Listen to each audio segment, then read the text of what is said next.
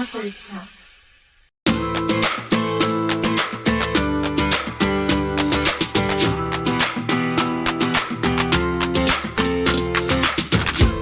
Hello everyone, my name is Nicole Richardson and I'm from Authors Press. Today is September 26, 2022. And welcome to another fantastic virtual interview where I'm gathered here today with Younus Samadzada, the author of the book, The History of the Rise and Fall of the World's Religions and Their Evolution. Could you tell us a little bit about yourself, Younus? Yes, I was born in Kabul, Afghanistan.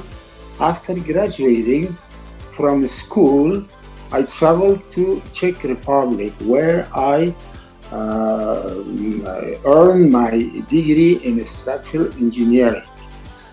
The Russian invasion of Afghanistan led me to the United States. I settled in Albany, New York, where I practiced engineering for over 32 years. Growing up in a country that deeply valued religion and used it as an explanation to describe the world around me, I developed a keen interest in learning how religion shaped our thoughts and way of life.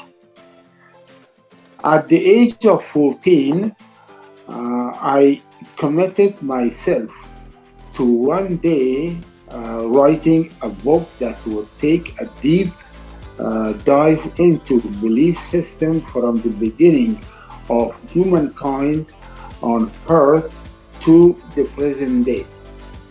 And I don't mean to interrupt you, but is that the book we're talking about right now? Yeah, that's the book. Okay. Thank you for that clarification. Yeah. Over time, I grew more curious about religious belief systems developed, why they developed, and why the focus of many systems was on the presence of a God. And this was basically what you asked about myself. Okay, I see. And could you also tell us a little bit about your book? I know that I did ask about it once already, but I'd like to know a little bit more about it. Okay, yes. The history of the rise and fall of the world religions and their evolution chronologically documents the rise and fall of the world's major religions. It explores the role that various cultural factors such as dance, trance, music, song, and language have played in this evolution. The role that leaders played in the development of religion is also discussed. I covered the epochs of human development from the primitive religion of hunter-gatherer societies to the religion of today. I dove into contemporary religions such as Judaism, Buddhism, Christianity, Islam, Scientology, and numerous others. The reader is further provided with a unique perspective on the potential good and evil aspects of religion and the questions of the existence of a God or gods. What inspired the idea for this book? As I mentioned earlier, I grew up in Afghanistan, a country that deeply values Islam. But as I reached maturity, I noticed several things that seemed anomalous to me first.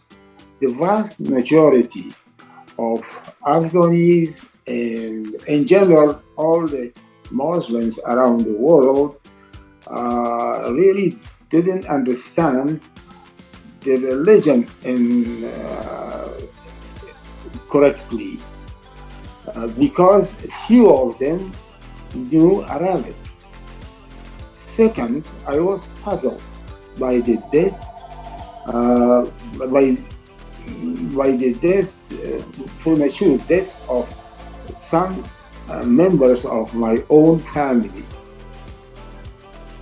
What bad deeds had these young people committed to deserve such a fate? Third, I noticed that people were reluctant to send their children to school and high school, and especially their daughters. In summary, a religious leader that I observed seemed to encourage people to remain ignorant and were thus able to take advantage of their ignorance. These were the major factors that inspired me to write this book. And further into that, what would be the significance of the title? I know that it's very, I feel like it's very self-explanatory what the title is, because it tells you the history and the rise and fall, but could you go deeper into the title for us, please? Yes, the title tells the reader that the book is about all the religions of the world, how they evolved, and who created them. Now, this isn't one of the questions that are in my list, but I'm curious for my own self. What if people don't know who created the religion? Is that still in there? Yeah, created religion by the leader of the community, if they were small or big, and that's what the religion was created in general. Okay, I see. That's very cool. Do you have an ideal reader or a target audience? Yes, I do. The target audience includes anyone and everyone from interested students to university professors, from atheists to devotees. Basically, anyone interested in a chronological review of the development of different religion and their evolution. That's good to know. It's good to know that you didn't write this book for specifically religious people, but you wrote it for people who want to learn about religion. That's right. That's a big difference because me personally, I don't identify with one single religion, but I love learning about all of them. So I would really like that. Are there any parts of this book that you connect with on a deeper level, or you have a significant connection to? Could you tell us about that? Yes, I have a deeper and more significant connection to the first chapter of the book because it introduces modern discoveries such as biology, chemistry, math, and especially the evolutionary psychology that underline the genetic influence on thoughts and emotion. And that's my first that I wanted to put in order to reader look at those things that we have, a new way to look at religion. Okay. And so I see that you said you want the reader to look deeper into the religion. That totally leads me to my next question. How do you want your story to impact your readers? I start in the first chapter by explaining the evolution of the world's religion, in discussing the cultural and genetic evolution that influence human behavior. I know that in all species, a leader evolves from the leader-follower relationship for sharing information and coordinating group behavior for survival. Most importantly, I gave an example of a few leaders of the last century that readers should remember their atrocity and their good wish and will for the people while reading about the various religions and their leaders. It seems to me that you want readers to feel the need to learn. Yes. It sounds like you want to inspire people to learn more. Yeah, on part of the impact, right? Yes, I wanted to reader to know the basic evolution of the religion, how it evolved. During hunter-gatherer, the strong man, he was not looking as a leader, but still he could catch a big animal to feed the people, and in that respect, the rest of the population, which they were weaker, they were expecting from this person to get a big animals, and that's what started people to respect him and expecting to get from him something that they need for their survival.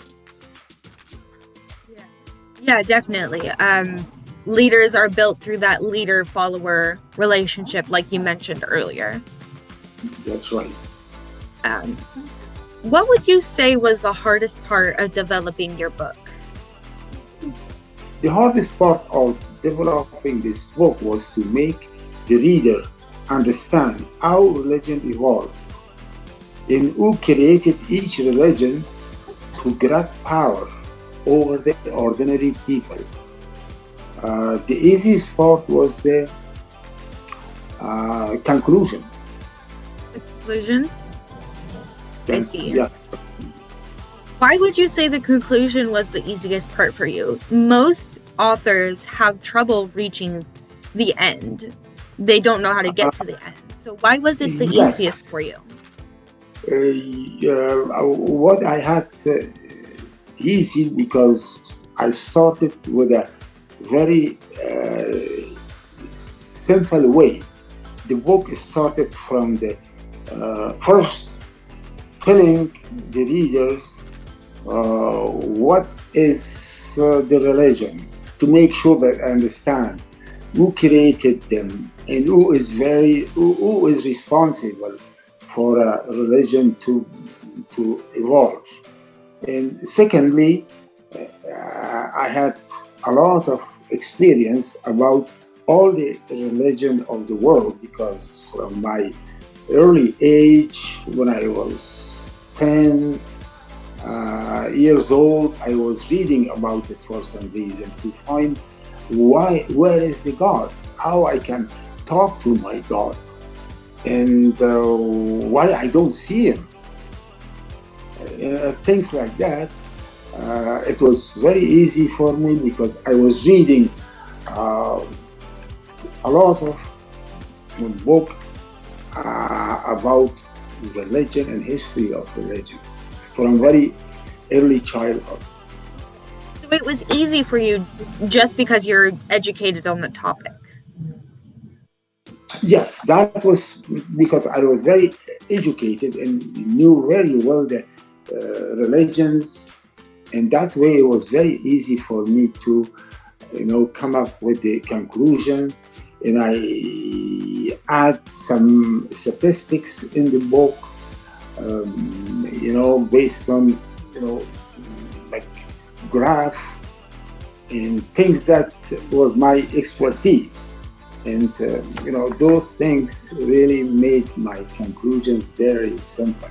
If somebody look at the conclusion, they know how a religion fall from the power, who made him to fall.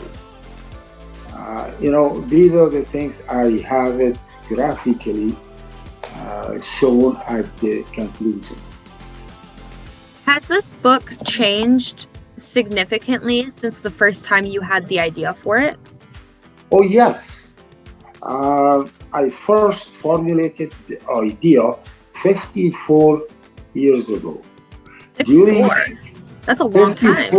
Yeah, I was very young that I said someday I'm going to write a book. The way I write is completely a different style that, a person reads it, basically will understand quickly that how religion really evolved. Most of the book starts from from one religion or the other, and doesn't have these type of, the way I wrote it. Nobody writes about, maybe they put at the end that was primitive religion. I didn't want to do that. I said, no, people should understand how religion evolves. And that's why the book is kind of, different from other history of religions.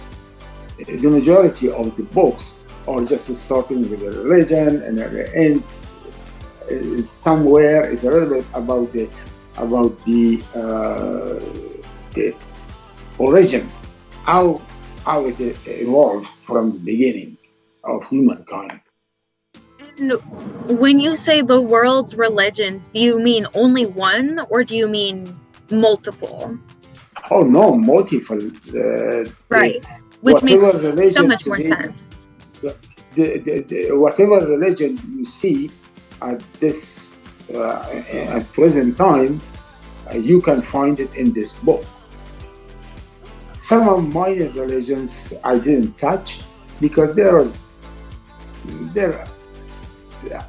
thousands of religions, but those are not too many people are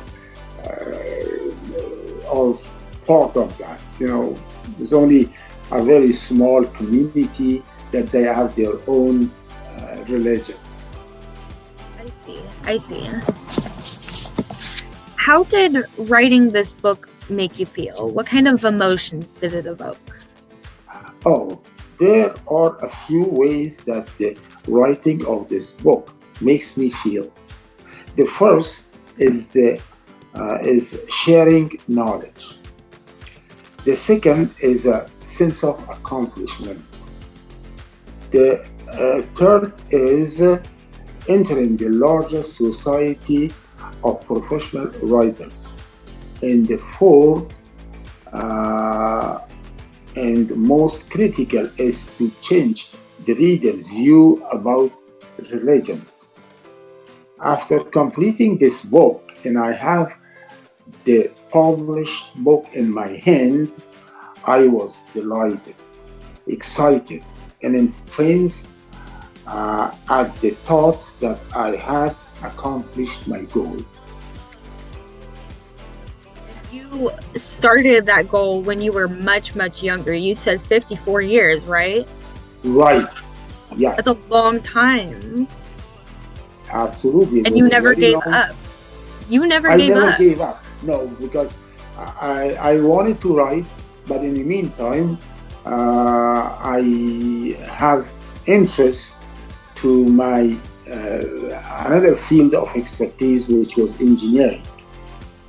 And that's why I just, after graduating, I went to Prague, the capital of Czech Republic, and study there engineering, which is one of the very old college in the world.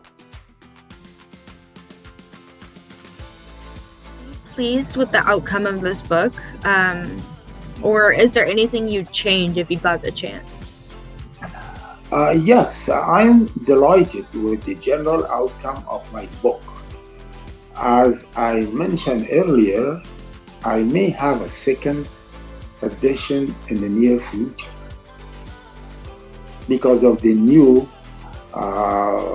discoveries in science and technology, and especially, again, the evolutionary psychology, which really is amazing field that it explains better how we human adapt things and change with our culture and so. I like the idea that you're making a second version. It means that you don't have to change the first one, but you can build on it further. Right, yes. I will make a little, certain things I will change. Of course, a lot of things like, the religion, that's the religion, will be the same. But my first chapter will change tremendously, because every day nowadays, there are coming new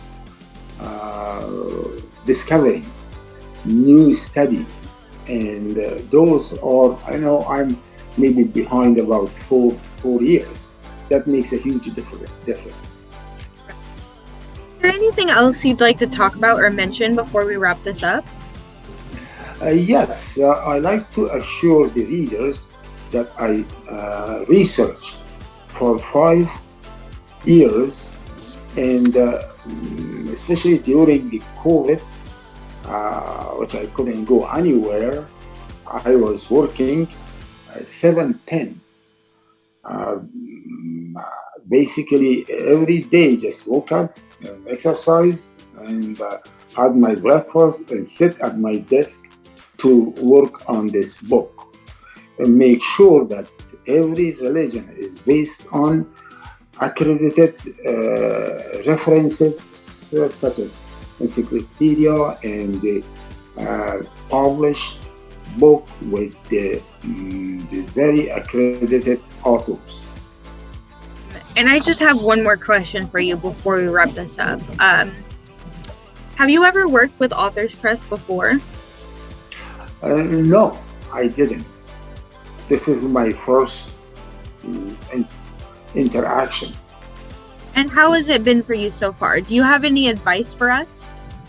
Honestly, I'm pleased with Authors Press. It's very aggressive and engaging. I have had the most incredible experience with the people who are working there, and responses and everything else. They do marketing to introduce my book to the entire world, and will physically present it in the most prominent international book show in Frankfurt, Germany, from October 19 to 2022. And I definitely recommend any writer to use Authors Press for marketing their books. Thank you. Yeah, we do appreciate your recommendations, and we always appreciate any advice that we can get as well, because it helps us grow as a company. Yeah. That's all the questions I have for you today. Thank you so much for meeting with me and allowing me to ask you all these questions about your book. You're very welcome. And thank you very much to have me on this meeting. Yeah, this interview.